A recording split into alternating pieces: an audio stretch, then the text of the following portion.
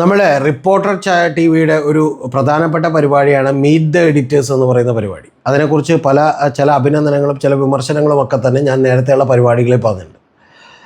അതിൽ ഏറ്റവും പ്രമുഖനായിട്ടുള്ള CPM-ൻ്റെ ന്യായീകരണ തൊഴിലാളിയായിരുന്നു MV നികേഷ് കുമാർ എന്ന് പറയുന്ന ഒരാൾ. അദ്ദേഹം പിന്നീട് ഈ മാധ്യമങ്ങളിൽ നിന്ന് ന്യായീകരിക്കുന്നത് നിർത്തിയിട്ട് അദ്ദേഹം യഥാർത്ഥത്തിൽ രാഷ്ട്രീയത്തിലേക്ക് തന്നെ ഇറങ്ങി CPM-നെ അങ്ങോട്ട് ന്യായീകരിച്ച് കളയാം, ശരിപ്പെടുത്തി കളയാം എന്ന് വിചാരിച്ചപ്പോൾ അദ്ദേഹം നേരിട്ട് തന്നെ ഇറങ്ങിയിട്ടുണ്ട്. അപ്പോൾ അദ്ദേഹത്തിൻ്റെ ചില ഇടപെടലുകളൊക്കെ തന്നെ ഇപ്പോൾ AKG സെൻറ്ററിലെ ഒരു ജീവനക്കാരൻ മരിച്ചതുമായിട്ടുണ്ടായിരുന്നുവെന്നും അത് KPCC ഓഫീസിലേക്ക്, മാധ്യമങ്ങളുടെ ഓഫീസിലേക്കൊക്കെ അദ്ദേഹം നേരിട്ട് വിളിച്ച് ആ വാർത്ത തന്നെ ഒന്ന് മൂടി വെക്കണമെന്നും അധികം പ്രാധാന്യമില്ലാതാക്കണമെന്നും ഒക്കെ പറഞ്ഞ് അദ്ദേഹം വിളിച്ചിരുന്നു എന്ന് പറയുന്ന വാർത്തകളൊക്കെ നമ്മൾ കേട്ടിരുന്നു. എന്താണെങ്കിലും എന്നെ ഞെട്ടിച്ചത് ഇതൊന്നുമല്ല. ഈ കഴിഞ്ഞ ദിവസം MV നികേഷ് കുമാറിനേക്കാൾ ആർജവത്തോടു കൂടി നമ്മുടെ പ്രിയ സുഹൃത്ത് അരുൺകുമാറിൻ്റെ ചില പരാമർശങ്ങളാണ്. അതിൽ ഇവർ ചർച്ച ചെയ്തൊരു വിഷയം എന്ന് പറയുന്നത് ADGP MR അജിത് കുമാറിനെ DGP ഉള്ള പ്രൊമോഷൻ ലിസ്റ്റിലേക്ക് ഉൾപ്പെടുത്തുകയും അത് മന്ത്രിസഭ തിരക്കിട്ട് അംഗീകരിക്കുകയും ചെയ്തു എന്നൊരു കാര്യമാണ്. അപ്പോൾ അതിനെതിരെ വലിയ വിമർശനങ്ങളാണ് ഉണ്ണി ബാലകൃഷ്ണനും അതുപോലെ സ്മൃതി പരുത്തിക്കാടും ഒക്കെ നടത്തിയത്. പക്ഷേ ഇവർ രണ്ടുപേരും നടത്തിയ വിമർശനങ്ങൾ നമുക്ക് എന്തുകൊണ്ടാണെന്നുള്ളത് അറിയാം. കാരണം ഇത്ര വലിയ ത്രിതല അന്വേഷണം നേരിടുന്നു, വലിയ ആരോപണങ്ങൾ നേരിടുന്ന ഒരാളെ എന്തിനാണ് ഇപ്പോൾ DGPയുടെ പ്രൊമോഷൻ ലിസ്റ്റിലേക്ക് ഉൾപ്പെടുത്തുന്നത്? അതുമാത്രമല്ല, അദ്ദേഹത്തിൻ്റെ പ്രൊമോഷൻ വരണമെങ്കിൽ തന്നെ അത് കിട്ടാൻ പോകുന്നത് ഇപ്പോൾ നമ്മുടെ DGP ആയിട്ടുള്ള ദർവേഷ് സാഹിബ് റിട്ടയർ ചെയ്യുമ്പോഴാണ്. അതായത് 2026 മെയ്യിലൊക്കെയാണ്. അപ്പോൾ ആ സമയത്തുള്ളതിന് ഇപ്പോഴേ എന്തിനാണ് ഈ ലിസ്റ്റ് പാസ്സാക്കുന്നത് എന്നൊക്കെയാണ് സ്മൃതി പരുത്തിക്കാടും ഉണ്ണി ബാലകൃഷ്ണനൊക്കെ ചോദിച്ചത്, പ്രത്യേകിച്ച് സ്മൃതി. അപ്പോൾ സ്മൃതി അങ്ങനെ ചോദിച്ചത് തന്നെ നമ്മുടെ പ്രിയപ്പെട്ട ഇപ്പോൾ CPM-ൻ്റെ ന്യായീകരണ തൊഴിലാളിയായിട്ടുള്ള അരുൺകുമാറിന് ഇഷ്ടപ്പെട്ടില്ല.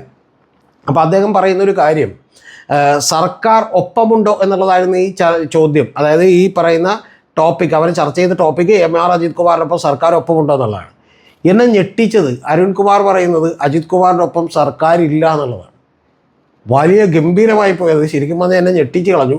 കാരണം ഇദ്ദേഹം നേരത്തെ ഒരു ബ്രാഹ്മണിക്കൽ ഹെജിമണിയെക്കുറിച്ച്, പഴയിട നമ്പൂതിരിയെക്കുറിച്ചൊക്കെ ചില കമൻറ്റുകൾ നടത്തിയിരുന്നു. ഏതാണ്ട് അതിനേക്കാൾ വലിയ തോതിലുള്ള അപമാനകരമായൊരു കമൻ്റായിപ്പോയി അരുൺകുമാർ എന്നത് പറയാതിരിക്കാൻ വയ്യ. ഇതിൻ്റെ കാരണം എന്താണെന്ന് വെച്ചാൽ അദ്ദേഹം പറയുന്ന ന്യായീകരണം അതായത് ചീഫ് സെക്രട്ടറിയുടെ നേതൃത്വത്തിലുള്ള ഒരു സമിതിയാണ് ഇദ്ദേഹത്തിനെതിരെ എന്തെങ്കിലും ആരോപണങ്ങളുണ്ടോ എന്നൊക്കെ പരിശോധിച്ച് ഈ ലിസ്റ്റിലേക്ക് ഉൾപ്പെടുത്തുന്നത്. അപ്പോൾ അവരെ സംബന്ധിച്ചൊന്നും ചെയ്യാനില്ല. കാരണം ചീഫ് സെക്രട്ടറി നല്ലൊരാളാണ്, നേരത്തെ ഇരുന്ന ചീഫ് സെക്രട്ടറിയുടെ ഭാര്യ തന്നെയാണ്. അപ്പോൾ വേണു, അപ്പോൾ അദ്ദേഹത്തിൻ്റെ ഈ പറയുന്ന അവരുൾപ്പെടുത്തിയതിന് നമുക്ക് തെറ്റൊന്നും പറയാൻ പറ്റില്ല. കാരണം അവർ പരിശോധിക്കുന്നത് എന്താണ്, ഈ MR അജിത് കുമാറിനെതിരെ ഏതെങ്കിലും അന്വേഷണം നടക്കുന്നുണ്ടോ, ഏതെങ്കിലും മെമ്മോ കൊടുത്തിട്ടുണ്ടോ, എന്തെങ്കിലും തരത്തിലുള്ള നടപടി എടുത്തിട്ടുണ്ടോ ഉള്ളതൊക്കെയാണ്. യഥാർത്ഥത്തിൽ പിണറായി വിജയൻ ഈ MR അജിത് കുമാറിനെതിരെ ത്രിതല അന്വേഷണത്തിന് ഉത്തരവ് വിട്ടപ്പോൾ പോലും FIR ഇടുകയോ ഒരു വകുപ്പ് തല അന്വേഷണം പ്രഖ്യാപിക്കുകയോ യഥാർത്ഥത്തിൽ ഇദ്ദേഹത്തിന് ഒരു മെമ്മോ കൊടുക്കുകയോ ഒന്നും ചെയ്തില്ല. കാരണം ഇദ്ദേഹത്തിനെതിരെ ഉള്ളത് കൂടുതൽ വില കൊടുത്ത്, അതായത് ഇദ്ദേഹം വലിയ തോതിലുള്ള വസ്തുവകകൾ സമ്പാദിച്ചു എന്നുള്ളതാണ്. അതിൽ തന്നെ PBN പറഞ്ഞിട്ടുള്ള ഒരു ആരോപണം, അദ്ദേഹം 10 ദിവസം കൊണ്ട് ഒരു ഫ്ലാറ്റ് മേടിച്ച് വലിയ കൂടിയ വിലക്ക് വിറ്റു എന്നുള്ളതാണ്. 35 ലക്ഷം രൂപക്ക് ഫ്ലാറ്റ് മേടിച്ച് 80 ലക്ഷം രൂപക്ക് വിറ്റു, അത് കള്ളപ്പണം വെളുപ്പിക്കലാണെന്നുള്ളതാണ്. ഇതന്വേഷിക്കാനായിട്ട് 6 മാസം സമയമാണ് കൊടുത്തേക്കണം. എന്ന് പറഞ്ഞാൽ ഈ കമ്മിറ്റിയൊക്കെ രൂപീകരിച്ച് കഴിയുന്നവരെയുള്ള സമയം ഗവൺമെൻറ് കൊടുത്തേക്കാണ്. യഥാർത്ഥത്തിൽ ഇത് അന്വേഷിക്കാനായിട്ട് നമ്മുടെ DGP ഇരിക്കുന്ന ഓഫീസിൻ്റെ അവിടെ നിന്ന് ഒരു 1-2 കിലോമീറ്റർ മാത്രം അകലെയുള്ള ഓഫീസിലേക്ക് വെറുതെ പോയാൽ രജിസ്റ്റർഡ് ഓഫീസിൽ നിന്ന് വിവരം മാത്രം കളക്ട് ചെയ്താൽ മതി. അപ്പോൾ അത് ഗവൺമെൻറ് ചെയ്തിട്ടില്ല. അത്തരത്തിൽ ഗവൺമെൻറ് ഒരു കാര്യവും ചെയ്യാതിരുന്നത് കൊണ്ടാണ് ഇവർക്ക് MR അജിത് കുമാറിനെ ഈ ലിസ്റ്റിലേക്ക് ഉൾപ്പെടുത്താൻ കഴിഞ്ഞത്. ഇനി അടുത്തത് നമ്മുടെ പ്രിയപ്പെട്ട അരുൺകുമാറിൻ്റെ അടുത്ത ന്യായീകരണം എന്താണെന്ന് വെച്ചാൽ, ഇത് ടെക്നിക്കലി ഈ ചീഫ് സെക്രട്ടറി അടക്കമുള്ള ആളുകൾ ഇത് ഉൾപ്പെടുത്തിയാൽ പിന്നെ മന്ത്രിസഭയ്ക്ക് ഇത് അംഗീകരിക്കുകയേ മാർഗമുള്ളൂ. അല്ലാതെ മന്ത്രിസഭയ്ക്ക് അംഗീകരിക്കാതിരിക്കണമെങ്കിൽ അത്ര വ്യക്തവും ശക്തവുമായിട്ടുള്ളൊരു തെളിവ് വേണം. അത് മന്ത്രിസഭയുടെ മുമ്പിലില്ല എന്നുള്ളതാണ് പറയുന്നത്. എന്ന് പറഞ്ഞാൽ അദ്ദേഹം ഇതിനു മുമ്പുള്ള കാര്യം മറന്നുപോയി, അപ്പുറത്തെ കാര്യവും മറന്നുപോയി. അദ്ദേഹം ആകെ പറയുന്നത്, ഒന്ന്, നമ്മുടെ ചീഫ് സെക്രട്ടറിയുടെ നേതൃത്വത്തിലുള്ള കമ്മിറ്റി ഇദ്ദേഹത്തെ സെലക്ട് ചെയ്താൽ മന്ത്രിസഭ അദ്ദേഹത്തെ ഒന്നില്ലെങ്കിൽ അതിൽ നിന്ന് ഒഴിവാക്കണമെങ്കിൽ അത്ര വ്യക്തമായിട്ടുള്ള പ്രൂഫോട് കൂടിയിട്ടുള്ള കാരണങ്ങൾ നിരത്തണം. അതില്ലാത്തതുകൊണ്ട് മന്ത്രിസഭയെ അംഗീകരിച്ചു. ഈ 2 കാര്യങ്ങൾ പറഞ്ഞുകൊണ്ട് ടെക്നിക്കലി എങ്ങനെയാണ് ഇത് അംഗീകരിക്കാതിരിക്കാൻ കഴിയുക എന്നുള്ളതാണ് നമ്മുടെ പാവം സ്മൃതി പരുത്തിക്കാടിനോട് ചോദിക്കുന്നത്. എനിക്ക് അരുണിനോട് ചോദിക്കാനുള്ളത്, ഈ ടെക്നിക്കലി ഈ കമ്മിറ്റിക്ക് സെലക്ട് ചെയ്യാവുന്ന ഒരാളാക്കി MR അജിത് കുമാറിനെ മാറ്റിയതും ഈ അന്വേഷണത്തിലൊന്നും FIR ഇടാത്തതും കൃത്യമായിട്ട് ഒരു തരത്തിലുള്ള നടപടിയും എടുക്കാത്തതും ആരാണ് അരുൺകുമാർ മാധ്യമപ്രവർത്തനം തുടങ്ങിയത് ഈ പറയുന്ന മിനിഞ്ഞാന്ന് രാവിലെ ജനിച്ചു വീണിട്ട് ഈ രണ്ട് കാര്യങ്ങൾ മാത്രം വെച്ചുകൊണ്ടല്ലല്ലോ.